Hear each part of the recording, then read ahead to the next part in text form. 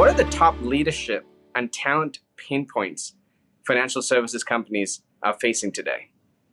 Yes, Mohib, I think at a high level, it is how do organizations attract and most importantly retain different talent that can mix with their internal talent to create transformation, innovation. So how can they attract that talent continues to be a pain point. The second one, which is a pain point and a huge opportunity, is how do organizations identify the high potentials, the rising stars earlier and earlier. I think what COVID has done for us is that in many cases, it has brought to light unexpected rising stars, people who before, executives who before may have been in their day-to-day job and with the crisis had the platform to shine.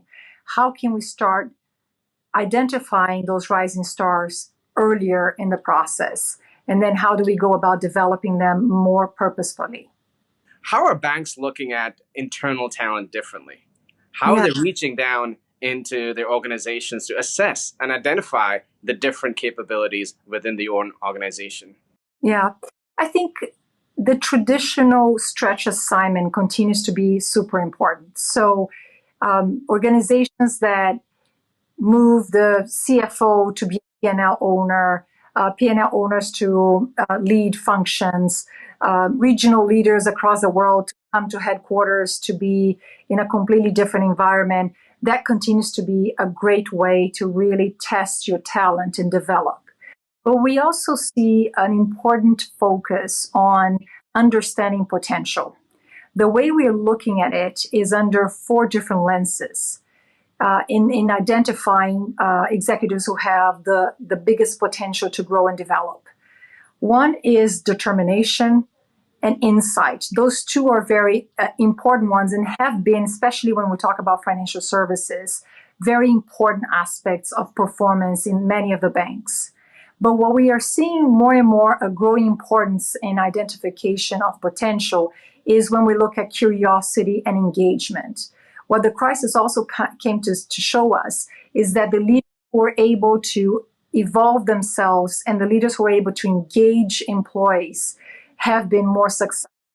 So I think the importance, the higher importance in understanding how curious that individual is about themselves, about taking the experiences they have and changing and making something out of it, as well as the ability to engage hearts and minds, have become more and more important, I think, for the future of talent.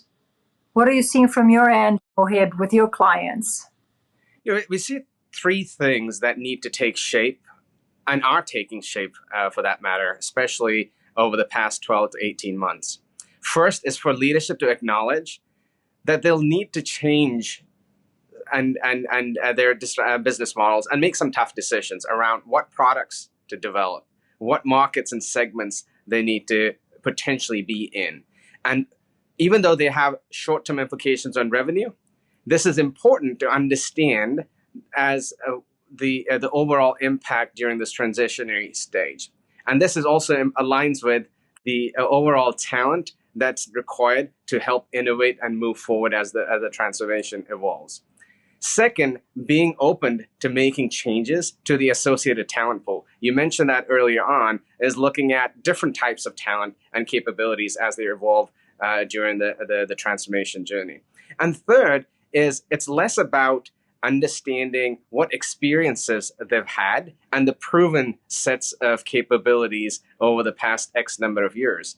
But it is more around looking at the leadership traits, around determination, as you mentioned, the agility and the resilience that comes with it, that ultimately, in fact, plays a much stronger role in engaging and motivating the broader organization as you move forward with the transformation journey.